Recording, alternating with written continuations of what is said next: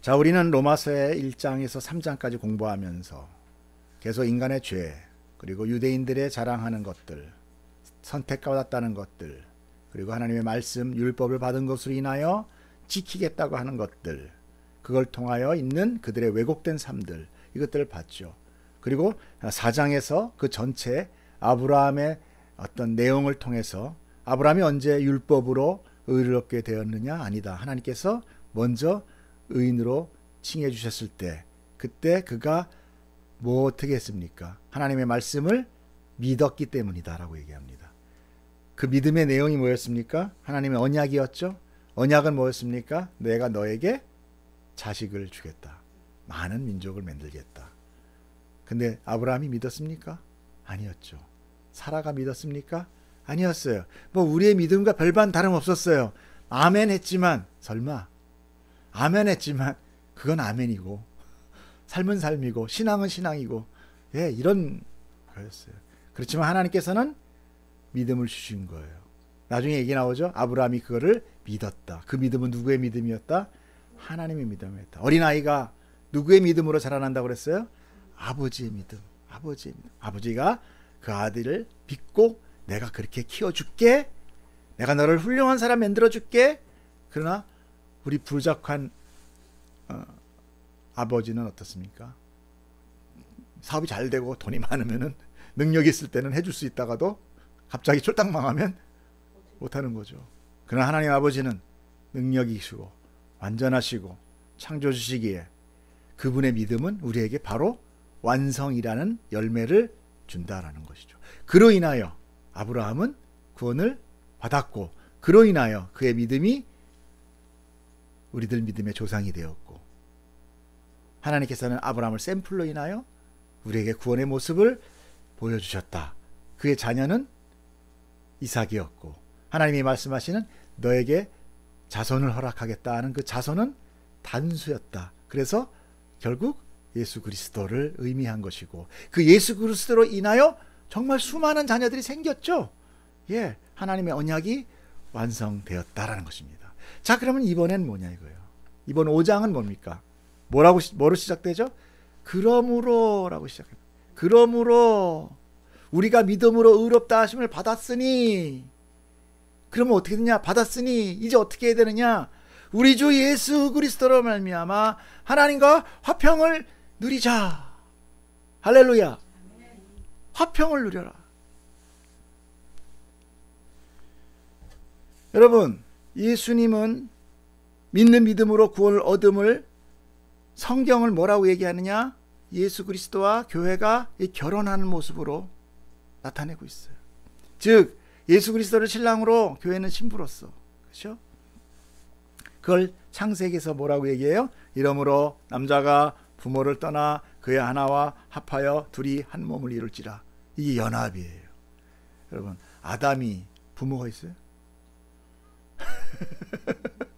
부모 곁을 떠나래. 아담이 최초의 부모인데 이건 얘기 뭐예요? 이 남자가 바로 예수 그리스도를 얘기하는 거예요. 이 아내는 뭡니까? 교회를 얘기한 거예요. 하나님으로부터 하늘의 그 모든 영광과 하나님의 그 위치를 버리고 나와 아내된 교회와 연합하는 것. 이거 우리는 늘 보통 이제 주례사에 들어가는 얘기인데, 그걸 물론 인용해서 하는 얘기인데, 사실은 거기에 무슨 뜻이 있어요? 이렇게 깊고 융숭한 구원의 이야기가 들어있는 거예요. 하나님의 곁을 떠나, 아버지 하나님 곁을 떠나서, 이 떠나는 거는 그냥 집만, 이 집에서 저 집으로 떠나는 게 아니라 하늘의 모든 위상을 버리고, 예, 피조물의 몸을 입은 거예요. 예수 그리스도는 계속, 예수 그리스도는 이제 육신으로 살아가는 자가 된 겁니다. 존재가 물론 하나님이면서 신격이면서도 육적인 것을 소유한, 그래서 그 중간에 중간자 역할을 할 수 있는 거예요. 중보자 역할을 할 수 있는 자가 자격이 되는 겁니다. 이 굉장히 중요한 스테리. 하나님은 어떤 것 하나도 버리는 게 아니에요. 사람이면서 하나님이란 말이에요. 우리 인간이 하나님과 정말 대화를 하고 하나님과 정말 소통을 할 수 있습니까? 못해요. 우린 육이요, 죽은 자요. 하나님은 살아계시며 신이란 말입니다. 그러니까 그 중간에 누가 필요해요? 육심이면서 살아계신 하나님이 필요한 거예요. 자, 이제 우리가 의롭게 되었어요. 의롭게 되어서 하나님과 화평하라 라고 얘기하고 있어요. 근데 정말 여러분 의로운 삶이 여러분 삶에서 나오고 있습니까? 안 나오고 있어요. 그러나 걱정하지 마세요. 아까도 얘기했죠? 교회가 예수 그리스도와 연합하여 그것을 뭐라 했어요? 결혼하여 누가 됩니까? 하나님의 가문의 여인으로 됩니다. 그런 어떤 신부가 시집을 가서 신랑의 집에 가족이 됐는데 이 신부가 그 가문의 어떤 그 시집의 가문 또는 그 시집에 있는 그 어떤 그 시가에 얻은 전통 이런 것들을 그날 바로 아침부터 너무너무나 자연스럽게 해낸다. 이거 말이 됩니까?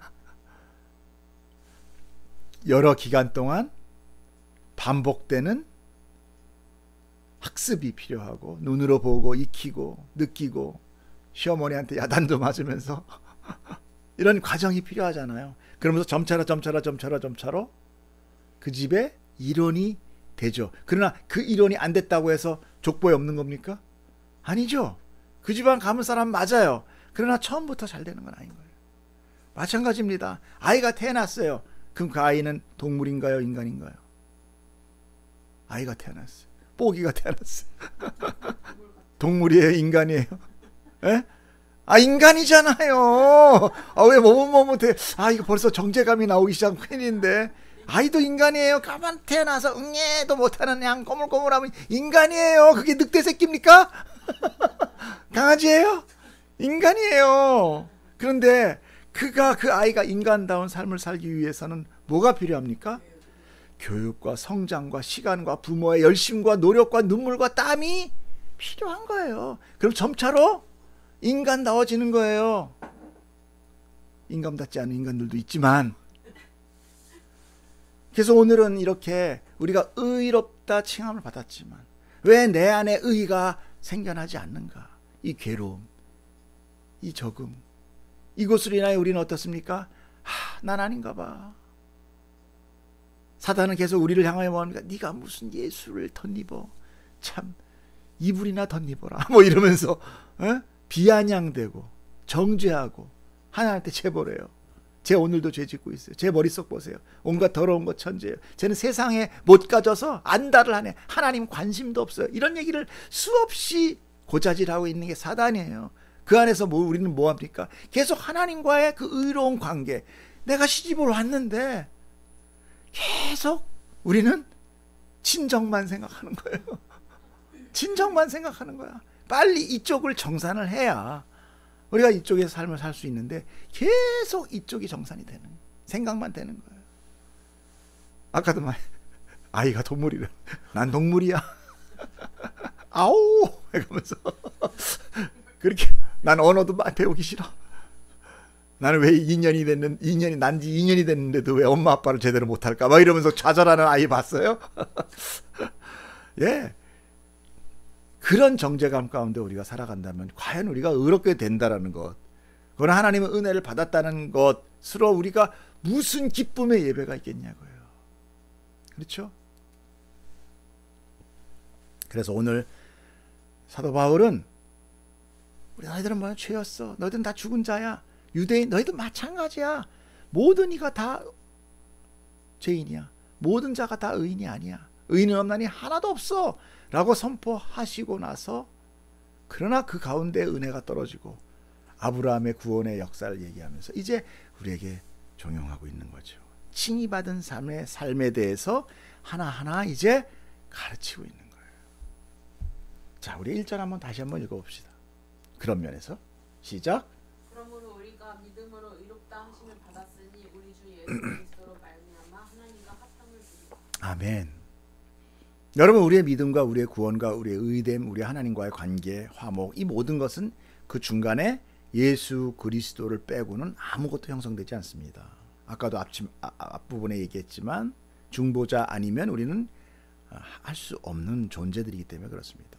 죽은 자가 어떻게 산자와 소통을 합니까? 중간에 뭐가 있어야 돼요?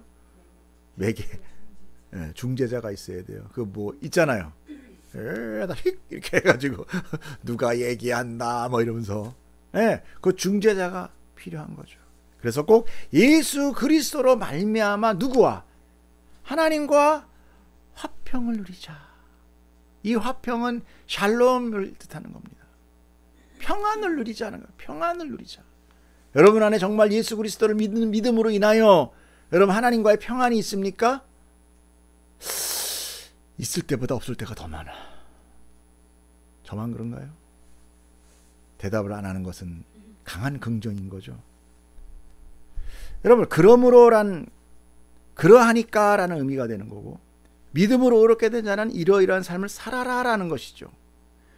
그 삶에 화평이란 단어가 나오고 있어요. 사람은 하나님과 화합하기 위해 관계를 맺기 위하여 창조된 존재들이에요. 우리는 우리의 삶을 살기 위해서 존재된 존재가 아니라 우리는 하나님과의 관계를 맺기 위해서 만들어낸 존재예요. 내가 이걸 왜 삽니까? 나와 관계 맺고 내가 계속 전화하고 유튜브 보고 뭐 영상 보고 나와 관계 갑자기 다른 사람이 계속 써. 이거 내 거예요? 내 거 아니에요? 아니야. 그러면 이 존재는 내가 값을 지불할 필요 있어요? 없어요? 없게 되는 거예요. 똑같은 거예요. 하나님이 우리를 창조하신 거, 당신의 생기를 부어주신 거는 딱 한 가지 목적입니다. 하나님과 관계를 가져라. 그게 화평이요. 그것이 안식이에요.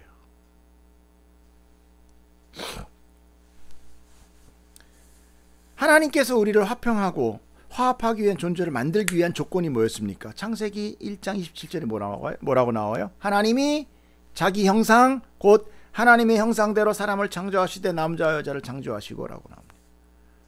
여러분 아무리 우리가 소통을 잘한다고 해도 강아지는 강아지고 사람은 사람이에요. 그렇죠? 사람 대 사람일 때 가장 완벽한 소통이 되는 겁니다. 소통이랑 같은 조건이 돼야 돼요. 사람이 동물과 소통할 수 없어요. 요즘은 사람들끼리도 소통이 안 되는 사회이긴 하지만 하나님께서는 사람을 창조하심에 자기 형상으로 창조하시면 바로 소통하기 위함이에요. 화합하기 위함이에요. 관계 맺기 위함인 것입니다. 그런데 아담이 어떻게 합니까? 관계를 맺어야 될 피조물이 거부하는 거야. No! 난 너랑 관계 맺기 싫어. 난 이제부터 내가 홀로 주관으로 살아갈 거야. 이게 바로 선악과의 사건의 중심에 있는 그 진의예요. 너 필요 없어. 나 홀로 살 수 있어. 이겁니다. 그러므로 어떻게 됩니까? 하나님을 거부하고 화평이 깨진 거예요. 관계가 깨진 거예요. 그걸 단절, 죄 이렇게 얘기하는 것입니다. 그러므로 죄는 선악과를 먹었느냐 안 먹었느냐가 아니라 하나님을 자기 위의 왕으로 자기의 창조주로서 소통할 수 있는 대상으로서 인정하지 않고 거부했다라는 것이 바로 핵심이 되는 거죠. 그러므로 인해 아담은 하나님과의 관계가 끊기고 그 끊김은 하나님이 주시는 그 생기의 단절로 인하여 뭐가 돼요? 그냥 네페시, 그냥 죽어있는 상태, 그냥 물질 뭐 이런 거와 별단 다름없는 상태가 된 거죠. 그 모든 불가능한 단절의 상태를 결국 예수 그리스도가 화평의 중간 역할을 하기 위해 어떻게 합니까? 이 땅에 오시는 거예요. 그로 인해서 원수된 자들이 예수 그리스도와 합하여, 그죠? 예수 그리스도 쉽게 얘기해서 합해서 같이 어깨동무하고 가자. 이게 아닙니다. 이 합하는 그랑 달라요. 내가 완전히 예수 안에 숨어서라는 뜻입니다. 이 연합이라는 건 예수 안에 숨어서. 여러분 그 구약에 보면 수많은 많은 그 아내와 남편의 관계를 얘기합니다. 아내는 남편에게 종속되어 있는 거예요. 이 종속이란 얘기는 위아래 이런 관계를 뭐 남편의 아래 어떤 차별 이걸 얘기하자는 게 아니라 종속이라는 것은 그 삶 안에 들어가는 거예요. 그래서 여자가 약속을 한 거를 어겨도 아무 상관없어요. 율법에 나와 있습니다. 그 여자가 약속을 할 때 남편이 와서 알았어 이렇게 되면 그 약속은 성립이 됩니다. 근데 이게 처음에 딱 볼 때는 하나님 너무 여자한테 너무 그러신다. 근데 그게 교회의 이야기라고 봤을 때 어떻습니까? 우리가 어떤 약속을 하나님과 약속을 해요? 내가 이번 일만 잘 되면 제가 선교사 나갑니다. 이번 일만 잘 되면 뭐 내가 뭐 집 바칩니다. 그 수많은 하나님과의 언약들 관계를 깨뜨리죠. 제가 죄 안 짓겠어요. 뭐 하겠어요. 근데 하나님께서 그 약속 하나도 인정 안 해준다는 거예요. 누구의 약속만 인정해줘? 내 신랑 된 예수 그리스도의 약속만 인정해준다. 이게 얼마나 은혜인 줄 아십니까?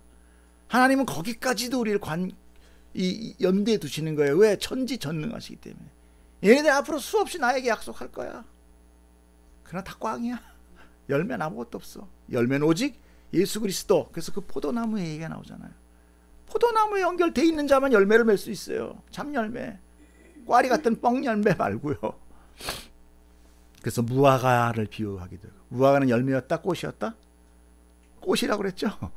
수많은 꽃이 있고 수술이 암술 이런 게 들어가 있는 거, 그걸 우리가 아작아작 씹히면서 먹는 거, 이게 바로 꽃이에요. 열매가 아닌 거. 열매인 척 가장하는 것들. 그러니까 예수 그리스도는 계속 그런 것들을 비유로 우리에게 깨닫게 하셨던 거죠.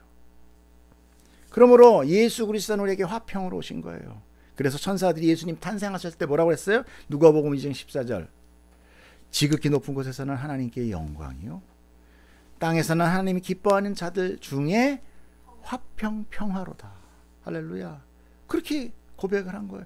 야, 저 사람이 옴으로 인하여 이제 이 땅이 하나님과 화평하게 되는구나. 그리고 하나님께서는 그것이 영광이 되는구나. 나중에 영광에 대해서 얘기하겠지만, 예수님은 말씀하시길 내가 주는 평화는 세상이 주는 평화가 같지 않다라고 얘기하십니다. 세상이 주는 평화는 어땠습니까? 그 당시의 세대장으로 보세요. 예수님이 계실 때가 어떤 때였습니까? 로마가 통치하고 있을 때요. 그때 로마가 통치하면서 내세웠던 가장 극단의 그 선포가 뭐냐면 팍스 로마입니다. 로마가 주는 평화, 로마에 의한 평화, 로마에 의한 통일, 로마에 의한 기쁨, 뭐 이런 것들이에요 다. 근데 그걸 팍스 로마, 그 로마가 주는 그 평화란 뭡니까? 로마는 자기가 정복한 나라들에게 이 평화를 선포하고 강요한 거예요. 근데 그 평화는 뭡니까? 당연히 힘의 평화죠. 힘의 평화예요. 그 로마를 향해 대항할 자는 없는 거예요. 진짜 평화가 이루어진 듯 했어요. 조용했어요. 잠잠해졌어요. 근데 로마가 이제 기울어지니까 어떡하십니까? 반란이, 폭도가 평화예요, 아니에요? 아닌 거예요. 분란이, 분열이 일어나기 시작한 거죠. 그렇기 때문에 예수님 뭐라고 해요? 그 로마의 평화, 로마가 부르짖는 그 화평, 그 평화, 내가 주는 거는 그런 거는 다르다. 이제 아시겠죠? 여러분, 세상의 평화는 이 힘의 균형이 깨어지면 다 깨어지는 거예요. 예수님은 당신이 주시려는 그 평화는 세상의 그런 압박, 힘, 이게 아닌 자기를 희생해서, 오히려 자기를 희생해요. 그리고 그들을 향하여 섬기며 자기의 목숨까지도 그들의 모든 죄악을 대속하는, 대신하는 그런 희생물로 주어서 얻은 평화예요. 깨어질 수 없는 평화입니다. 이제 그 평화로 인하여 그 십자가를 믿는 자는 그러므로 의인이란 칭함을 받게 되는 그런 큰 복을 누리는 자가 된 겁니다. 이제 예수 그리스도의 희생의 목적인 하나님과의 그 화평을 얻게 되는 거죠. 화합이 된 거예요. 드디어 관계 맺기 시작한 거예요. 우리가 기도할 수 있는 이유가 뭡니까? 예수 그리스도 때문이에요. 그래서 우리가 늘 기도 뒤에 뭐라고 얘기해요? 예수 그리스도의 이름으로 기도합니다. 하나님, 저는 모르지만 예수님 아시죠? 내 아들이지. 그 이름으로 제가 기도해요. 그렇다면 내가 들어야지. 마치 이런 거죠. 여러분, 로마서 1장과 2장에서 우리는 하나님의 진노의 대상이며 심판 아래 놓여 있다고 선포됐어요. 그 진노를 예수 그리스도가 대신하여 십자가로 화목제물이 된 것이죠. 그러므로 사도가 선포로 평안을 누리자라고 선포하는 것은, 그 평안은 내가 누려야지. 내가 평안은 하나님과 친해져야지. 헤이 하나님, 뭐 이런 평안이 아니라는 거예요. 내게 아니라는 거예요. 그러면 어떻게 해요? 누려라 라고 나오겠죠. 하지만 우리가 사도 바울은 우리에게 누리자, 함께 누리자. 그건 뭔가 제3자의 외부로부터 오는 평안이 우리에게 임하고 있다는 것입니다. 그런데 왜 굳이 그렇게 얘기할까? 우리가 누리고 있다, 못 누리고 있다. 못 누리고 있다. 여러분 누려야 됩니다. 누려야 돼요. 옛날에 이런 코미디 있었잖아요. 누려. 그랬더니 그 며느리가 뭐라고 그래요? 이 몸이 가난을 기억해요. 그죠? 그 큰 밥상에 막 멋있는 훌륭한 막 그냥 뭐 스테이크 하나에 뭐 50만 원짜리 딱 내놓고 누려 이러는데도 그 며느리가 누려요, 못 누려요? 못 누려요. 제 몸이 꿀꿀이 죽을 기억해요. 막 이러면서 못 먹어요. 우리가 바로 그런 거예요. 그 죄된 하나님과의 관계가 끊겨져 있던 그 죄악의 벌을 기억해요. 계속 그 정죄감에 하나님이 주시는 그 평안, 예수 그리스도의 그 공로가 값없이 돼버리는 거예요. 소용없이 돼버려요. 아니야, 예수님이 죽었죠. 에이, 그래도 내 꼴을 봐. 이게 내가 어떻게 누릴 수 있어. 이게 인간의 도덕이거든요. 그렇죠? 인간의 도덕은 어때요? 자기의 어떤 그 보응의 가치만큼을 높여야 내가 누리게 되는 거잖아요. 아니에요. 우리가 은혜가 뭐라고 그랬습니까? 값없이 주시는 거라고 그랬잖아요. 근데 우리는 그런 거를 이 몸이 기억을 못해. 늘 대가를 지불해 주는 거에 너무 익숙해. 그래서 교회에서마저도 어떻게 합니까? 네가 구원을 받으려면 뭔가 그때 더 기쁨을 느낀다니까요. 더 평안해. 그냥 누리래서 내가 얼마나 힘들었는지 몰라. 이 죄책감에. 죄책감이라는 게 뭔지 아십니까? 죄에 대한 책임감이에요. 그 죄를 내가 책임지겠다는 거예요. 그러면 예수의 십자가는 필요 있다 없다? 없는 거죠. 그렇죠. 결국 그거가 굉장히 선하고 자기를 굉장히 거룩한 것을 위장하고 있지만 그건 하나님을 부인하고 예수 그리스도의 십자가도 부인하는 거예요. 잘 알아야 됩니다. 자, 2절을 한번 보겠습니다. 2절 시작. 또한 바로 말미암아 우리가 믿음으로 서 있는 이 은혜의 영광을 얻었으며 하나님의 영광을 바라고 즐거워하느니라. 예, 또한 병행된 혜택을 우리에게 지금 또 선포하고 있어요. 그런 거로 말미암아 이것은 예수 그리스도로 인해 얻어지는 것에 대한 또 다른 혜택을 추가하고 있는 것이죠. 그것은 그 믿음이 우리를 어디로? 은혜에 들어감을 얻게 해줬다 라고 얘기해요. 자, 이 말씀을 에베소서에도 동일한 의미를 갖고 있는 얘기가 있는데 에베소서에서는 뭐라고 얘기하냐면 한번 읽어보세요. 이는 저로 말미암아 우리 둘이 한 성령 안에서 아버지께 나아감을 얻게 하려 하심이라. 이는인 뭐겠어요? 은혜죠. 예수 그리스도의 그 은혜, 그 은혜로 말미암아, 그분의 공로로 말미암아 우리 둘이가 뭐예요? 우리 둘이가 뭐예요? 예수 그리스도와 내가 한 성령 안에서 하나 되어서 하나님 아버지께 나아가게 된다. 동일한 의미인 거예요. 믿음은 당연히 누구의 믿음이겠어요? 나의 믿음이 아니죠. 예수 그리스도가 하나님 아버지를 믿는 믿음으로 인해 십자가에 달리셨던 그 순종의 완전한 믿음을 말하는 거예요. 그 믿음 안에 우리를 연합시키는 것이죠. 그것을 한 성령 안에서라고 표현한 거예요. 그 말은 동일한 의미인 거예요. 앞에 그거 하고, 그리고 그로 인해서 그 은혜에 들어감을 얻음이 아버지께 나아감과 또 동일한 의미가 되는 거예요. 그렇죠? 은혜 앞에 서게 됨을, 은혜 앞에 들어가게 됨을, 그렇게 나오잖아요. 자, 은혜에 들어감 또는 아버지 앞에 나아감, 이게 다 똑같은 의미인 거예요. 그런데 여기서 은혜에 들어가는 것이나 아버지 앞에 나아가는 것이나 다 우리의 의지로 되는 것입니까? 아니죠. 성령으로 하나 돼요. 또 은혜로 말미암아. 그렇죠? 그런데 이 들어감으로 번역된 헬라어 프로사고겐이란 뜻은 인도되다, 채용되다 라는 의미예요. 근데 이 용어가 주로 어디 사용돼요? 아까 채용되다, 인도되다 하는 거니까 이 채용된다 그러면 회사 용어, 회사 인사권 용어. 그리고 인도되다는 뭐예요? 이게 왕실 용어 이런 겁니다. 아련하다 이런 얘기 들어봤죠. 하나님을 아련한다 이런 의미예요. 높은 위치에 있는 사람이나 신 앞에 인도되고 소개되는 특권을 함축하고 있는 단어. 그래서 이 단어를 신적 언어 또는 왕실 용어라고 얘기를 해요. 그러니까 내가 하나님 앞에 또 은혜로 나아가게 되는 것, 은혜에 서게 되는 것, 은혜에 들어감을 얻게 되었다라는 이 모든 게 뭐냐?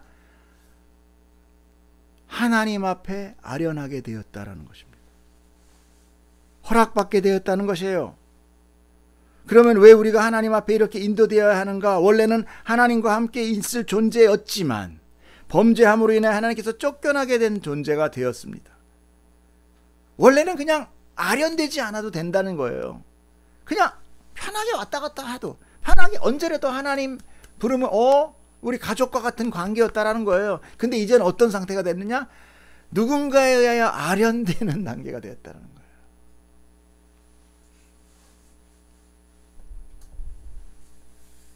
하지만 이제 그 아련할 수 있는 인정을 받고 허락을 받았다는 것은 얼마나 기쁜 일입니까?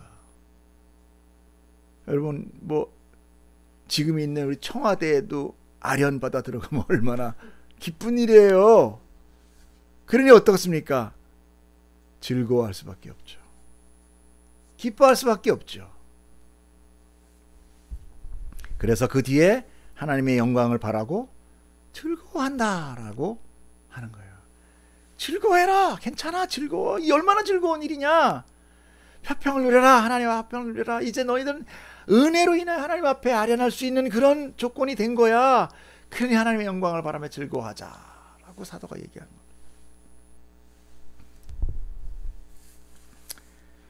그럼 하나님의 영광을 얘기해야 되는데 하나님의 영광이 뭐라고 그랬죠? 언제도 잠깐 설명드렸는데 하나님의 영광은 뭡니까? 성인들의 그림과 같이 뒤에 아우라가 노랗게 펼치는 것. 이게 영광인가요? 여러분, 창조주의 영광 이거는요, 창조의 본연의 뜻에 맞는 피조물들이 영광이에요. 자, 다시 한번 얘기할게요. 예술가가 자기의 그림을 그 느낌을 해가지고 그렸어요. 근데 관람자가 그걸 정확하게 알아보고 즐거워하며 기뻐해요. 와, 대단합니다. 그러면 화가는 어때요? 그 작품으로 인하여 뭐가 됩니까? 영광을 얻는 거예요. 무슨 말인지 알겠어요? 그 작품으로 인해서 그 작가의 수준과 능력을 인정받게 되는 거잖아요. 여러분, 어떤 아이가 영재 해가지고 무슨 산수 영순 경시대회에 가서 1등을 해요. 그러면 확 박수를 치면서 누굴 찾아요? 부모를 찾아요. 부모는 한 번도 푼 적이 없어요. 그런데 부모를 찾아요. 그러면서 그 아이에게 인터뷰보다 엄마 아버지의 인터뷰를 더 합니다. 아이를 어떻게 키웠어요? 어떻게 했습니까? 밤잠 안 자고 회초리 쳤습니다. 뭐 이러겠어요? 아이가 날 때부터 똑똑한가 봐요. 막 이러면서 사람들은 막 그 부모를 부러워하게 되죠. 그때 그 부모는 아이로 향하여, 아이를 통하여 영광을 받는 거예요. 그럼 하나님의 영광은 누구냐예요? 피조물인 우리가 우리를 통하여 하나님이 영광을 받는 거예요.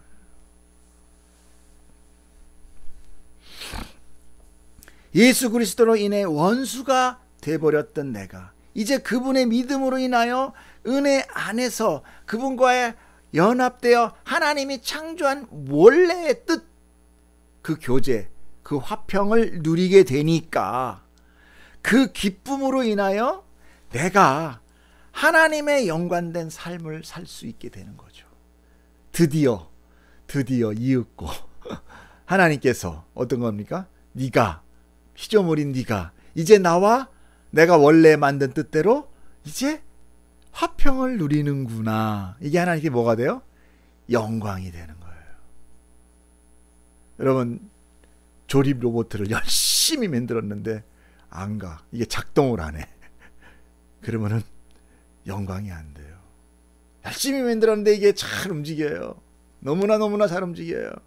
그럼 만드는 사람이 수고가 다 사라져 버려요. 아이가 열심히 키워서 초등학교 들어가서 100점 맞아오면 엄마의 모든 그 시름과 걱정이 순간 사라지고 기쁨만 남는 거나 똑같은 겁니다. 자, 3절 4절 한번 볼까요? 시작. 다만 이뿐 아니라 우리가 환난 중에도 즐거워하나니 이는 환난은 인내를, 인내는 연단을, 연단은 소망을 이루는 줄 알미라. 네, 그런데 이런 얘기할 거예요. 알았어요. 화평됐어요. 하나님하고 나하고 화평이래요. 관계됐어요. 회복됐어요. 근데 왜 내 삶은 이따위야? 왜 이 모양 이 꼴이야? 저기 있는 저 사람 봐. 3층집 4층집 자면서 얼마나 잘 살아. 아들 딸 낳는 대로 쭉쭉이야. 그냥 전부 다 그냥 사학군에서 살고 집이 5채래. 난 뭐야? 내 밖도 내 집도 없어. 우리 남편은 지질이 못 났어. 우리 애들은 왜 이렇게 공부도 못해? 또 내 앞에 삶은 왜 이렇게 고난해? 라는 환난을 이야기할 수 있어요. 근데 오늘 뭐라고 합니까? 이뿐만 아니라라는 건 뭐예요? 아까 혜택에 또 하나의 혜택, 지금 또 하나의 혜택으로 뭐를 이야기하고 있어요? 환난을 얘기하고 있다. 여러분, 하나님을 믿게 된 계기가 무엇입니까? 대부분 어려움을 통해서 더 이상 의지할 곳이 없을 때 무엇인가 사람을 붙들려고 합니다. 그것이 물론 우상이 될 수도 있어요. 그러나 다행히도 그것이 하나님을 의지하게 된다면 그보다 더 큰 감사는 어디 있습니까? 정말 우리의 의지입니까? 아니에요. 그냥 우연히 너무 힘든 가운데 붙잡다 보니까 호랑이 꼬리 잡은 거예요. 예, 은혜예요. 또한 그동안 평탄하게 신앙생활을 했어요. 아, 너무 평탄해. 뭐 그냥 잘 살아. 뭐 아주 잘 사는 건 아니지만 그냥 늘 무사 아니래. 그러므로 어떻게 됩니까? 믿음도 열정도 점차로 식어져요. 이제 뭐만 남아요? 형식적인 신앙만 남게 됩니다. 그래서 주일 되면 교회 가고 그냥 사람 만나서 웃으면서 밥 먹고 또 오고. 오늘 목사님 설교가 뭐지? 잘 기억도 안 나. 그냥 갔다 왔다는 걸로 끝이야. 여러분, 그렇게 되는 기억 있어요, 없어요? 있어요. 그런데 그 삶 가운데 환난이 닥쳐요. 힘들어요. 어려워져요. Why me? 라고 고백하고 고통스러워하면서 부르짖어요. 누구에게? 하나님께 부르짖기 시작해요. 그때 늘 부르짖음의 대답의 마지막 한마디는 꼭 뭐라고 그랬어요, 제가? 내가 너를 사랑하노라. 거기에 우리는 헐랄랄 하나님 다 적어요 이렇게 된다고 했잖아. 예? 그건 바로 뭘 뜻하는 겁니까? 우리의 진짜 인생의 삶의 기쁨은 뭐와 연결되어 있다? 하나님의 관계에 연결되어 있다는 거예요. 관계가 소홀해질 때 실질적으로 벌어지는 환난이 어려운 것보다 내 마음의 공허가 찾아오는 거예요. 근데 하나님의 사랑이 나에게 쑥 들어오는 순간 That's okay. 괜찮아요. 괜찮아요. 그게 바로 뭡니까? 환난 중에서도 인내를 얻게 되는 거예요. 참을 수 있어요.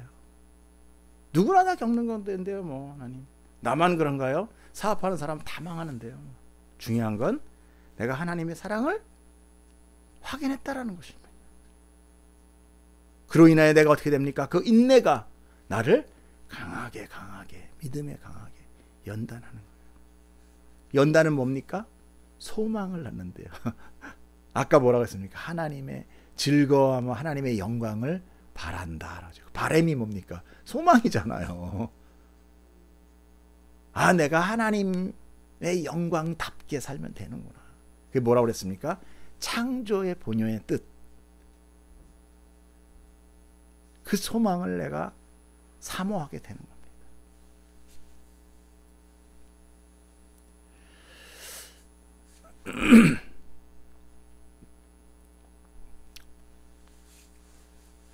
그래서 환난은 성도에게 유익이 된다는 얘기는 뭐 환난을 당해라. 그러니까 니들은 고통받아야 돼.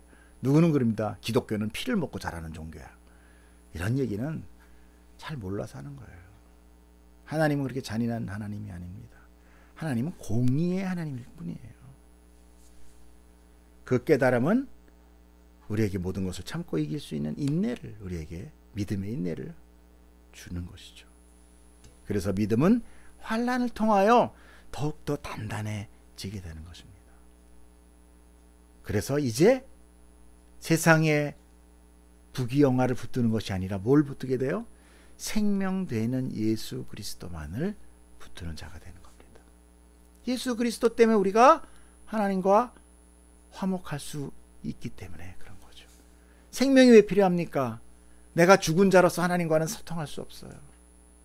내가 살아있어야 하나님과 소통할 수 있어요. 왜? 하나님은 살아계신 하나님이기 때문에 그렇습니다. 자, 그러면 그 소망에 대해서 우리가 또 사도가 이야기하는 것을 들어보겠습니다. 5절부터 6절까지. 소망이 우리를 부끄럽게 하지 아니하며 우리에게 주신 성령으로 말미암아 하나님의 사랑이 우리 마음에 구원과 되니 우리가 아직 연약할 때에 기약대로 그리스도께서 경험하지 않은 자를 위하여 죽으셨도다. 자, 소망은 우리가 나타난 하나님의 영광을 바라는 것이라고 했죠. 네. 영광은 바로 나 자신이라고 했어요. 즉 내가 죄인으로 무기력했지만 이제 내가 부끄럽지 않으면 하나님께서 나를 택하셔서 그리고 예수 그리스도가 나의 모든 부끄러운 것을 다 대신 대속하셨기 때문에 나는 이제 비록 무기력하지만 정죄받는 자가 아니라는 것이에요. 그 증표로 우리가 얻은 것이 바로 뭐냐면 성령의 임재입니다. 성령은 아무에게 들어가는 게 아닙니다. 하나님의 택한 자에게 들어가는 거예요. 그러므로 인하 예수 그리스도를 내가 믿는 믿음 그리고 성령의 충만, 성령의 임재 이건 다 동시에 일어나는 것입니다. 성령의 임재로 인하여 하나님을 믿게 되고 성령의 임재로 인하여 예수를 믿게 되고 예수 그리스도의 믿음이 나에게 들어오는 것도 성령에 의해 들어오는 것이고 내 안에 성령이 들어와서 나를 주재한다는 것은 나를 주관한다는 것이고 그래서 나의 소욕과 성령의 소욕이 처음에는 막 다투지만 내가 점점 부인됨으로 인하여 성령이 소욕이 살아남으로 내가 성령의 사람이 되고 성령의 원래의 성품인 성령의 9가지 열매가 나타나게 되더라는 거지 내가 뭔가를 열심히 해서 인내하고 참고 도와줘서 성령의 열심을 내자 왜 나한테는 안 날까? 안 나는 게 당연한 거죠. 내가 죽어야 나타나는 게 성령의 열매인 거예요. 자, 그런데 이렇게 우리에게 주신 성령으로 그 성령으로 말미암아 하나님의 사랑이 우리에게 부음바 됐단 말입니다. 근데 그때가 언제냐?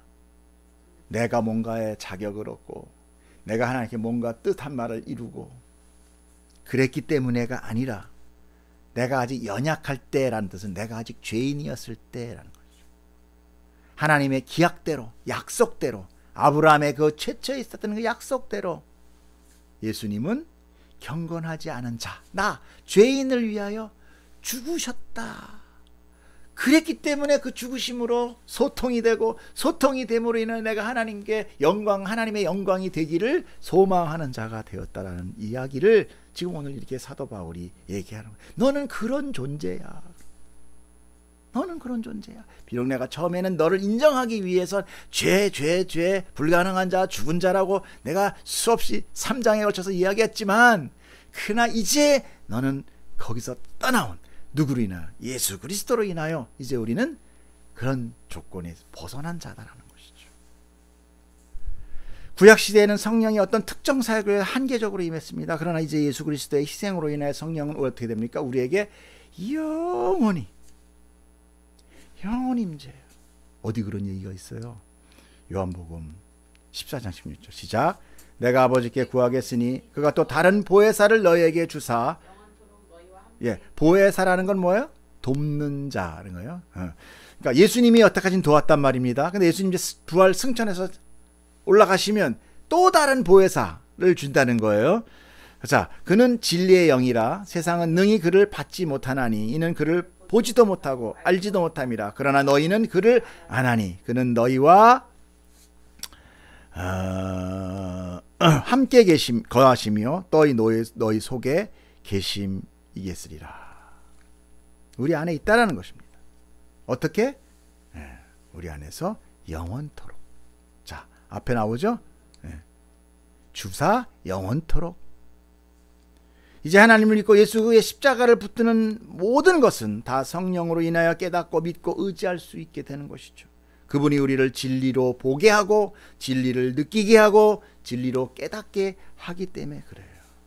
자, 이제 마지막은 아니지만 그 마지막 단계로 이제 예수님께서 바로 그러나 너희들이 누릴 수 있는 것은 누구 때문이다? 예수 그리스도 때문이다라는 것을 다시 한번 그 은혜를, 그 기쁨을 우리에게 확증시키기 위해서 더 말씀하십니다. 그것이 7절 8절입니다. 읽어보세요. 시작. 죽는 자가 쉽지 않고 선인을 위하여 감히 죽는 자가 혹 있거니와 우리가 아직 죄인 되었을 때 그리스도께서 우리를 위하여 죽으심으로 하나님께서 우리에 대한 자기의 사랑을 확증하셨다. 이 얘기는 뭐냐? 이 뭐 같아요? 의인을 위하여 죽는 자가 쉽지 않고 선인을 위하여 용감히 죽는 자가 혹 있구나. 이게 무슨 얘기입니까? 사람은 전에 말씀드렸죠. 다윗은 자기의 의를 위하여 자기를 죽이려고 하는 원수 사울을 2번이나 용서합니다. 그 사건을 통해서 다윗은요, 굉장히 훌륭한 사람으로 두각됩니다. 그렇죠? 역시 다윗이야. 역시 하나님이 택한 자는 달라. 역시 다윗이야. 그러나 다윗이 자기의 음흉했던 밧세바를 간통한 그 사건이 드러날까봐 뭘 합니까? 자기의 사랑하는 신복 우리아를 죽이죠.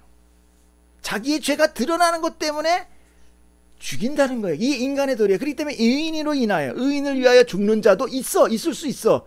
또 선인을 위하여 용감히 죽는 사람들도 있을 수 있어. 그건 왜? 자기의 그 의됨을 나타내기 위해서. 그런데 예수는 어떻게 됐어? 그냥 우리가 죄인이었는데, 남들은 죄는 덮기 바쁜데 오히려 자기가 죄가 돼서, 우리가 아직 죄인 되었을 때 예수에서 우리를 위하여라는 것은 당신이 나의 죄를 다 가져가서 나 살인자요, 나 도둑놈이요, 이렇게 죄인이 돼서, 죄인의 아주 괴수가 돼서 죽으셨다는 거예요. 이럴 수 있냐는 얘기입니다. 어떤 인간이 이렇게 할 수 있냐 이거예요. 자기 죄도 감추기 위해서 급급한 자기가 남의 죄를 자기한테 아니야 내가 죽였어 그러고 대신 죽는 자가 없다. 이거는 뭐냐? 이거는 있을 수 없는 일이 벌어진 이거는 뭐냐? 하나님께서 우리를 사랑하셨기 때문에 자기 독생자를 죽인 이 어마어마한 사건, 이거 하나만 봐도 하나님은 우리를, 그 구원의 언약을 성취하겠다는 강력한 의지와 뜻이 이미 꽝꽝꽝 확증하고 있다는 것을 알 수 있지 않느냐 라고 얘기한 거예요. 너희들 자꾸 나는 죄인인데, 나는 죄 짓는데, 난 아직도 아니야, 못 누려, 하나님 앞에 내가 어떻게 가, 이게 아니라 더 율법을 더 지켜야 돼, 더 착한 일 더 많이 해야 돼, 아니라는 거예요. 너희들의 구원을 위해서는 이미 하나님께서 그 사랑으로 언약을 완성하셨다. 이해가십니까? 그러므로 너희는 안심하라. 할렐루야. 그러므로 우리 교회에게 확신을 주는 거예요. 하나님 이미 완성하셨어.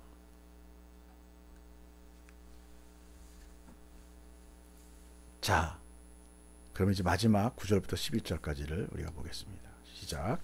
그러면 이제 우리가 그의 피로 말미암아 의롭다 하심을 받았으니 더욱 그로 말미암아 진노하심에서 구원을 받았으니 우리가 원수 되었을 때 그의 아들의 죽으심으로 말미암아 하나님과 화목하게 되었은즉 화목하게 된 자로서는 더욱 그의 살아나심으로 말미암아 구원을 받을 것이니라.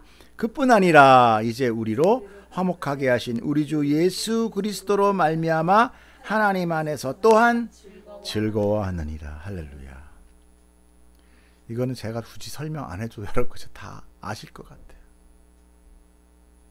여러분, 하나님의 사랑이 확증되었습니다. 우리 안에 확증되었어요. 우리는 구원받은 자예요. 우리가 이것을 부인하거나 우리가 이것을 의심할 때 십자가는 우리에게 사건, 진리가 아닌 미묘한 사건이 되어버려요.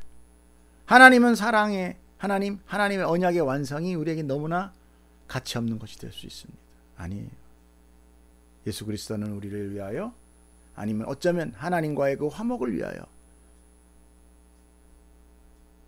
그 우리가 여기서 나타나는 걸 대충 알 수가 있죠. 아, 하나님의 나라라는 것은 어떤 뭐 새로운 땅이 나타나가지고 갑자기 확 융기해가지고 거기는 막 지상 낙원이 돼가지고 막 토끼 막 사자가 뛰어놀고 막 이런 거가 아니라 좀 더 높은, 하나님과 소통되고 화목하고 하나님의 뜻에 맞게 살아가는 그런 장소겠구나. 이 세상의 왕은 뭡니까? 돈이요, 권세요, 능력이요, 힘이 각 주관하면서 약한 자들이 말 한마디도 건넬 수 없는 그런 머나만 그 궁창을 만들어 버렸잖아요. 그러나 이제 하나님의 나라는 뭐예요? 그 모든 무소부재하시며 전능하신 하나님께서 우리를 마치 하나님의 나라의 백성은 딱 나밖에 없는 것 같이 1대1로 나를 보호하고 감시하며 교통하는. 여러분, 이거 얼마나, 만약에 문재인 대통령이 우리 집에서 살면서 뭐 힘든 거 있어? 얼마나 좋은 나라겠어요? 바로바로 막 법 다 바꿔가면서 최고의 좋은 곳으로 기쁨으로. 그보다 더 완전하신 신이신 하나님께서 나와 1대1의 소통으로 화평하게 된 이 모든 사건, 이게 과연 얼마나 큰 사건인지를 우리는 알아야 된다는 거죠. 아니, 알아져 가야 된다는 것입니다. 할렐루야. 그 안에서 우리에게 근심은 없습니다. 그 안에서 우리의 내 마음에 죄에 대한 사단의 정죄는 없습니다. 그러므로 믿음은, 구원은 즐거움이며 기쁨인 거예요. 믿음은 죄에 대한 자책과 보상이 아닌 거예요.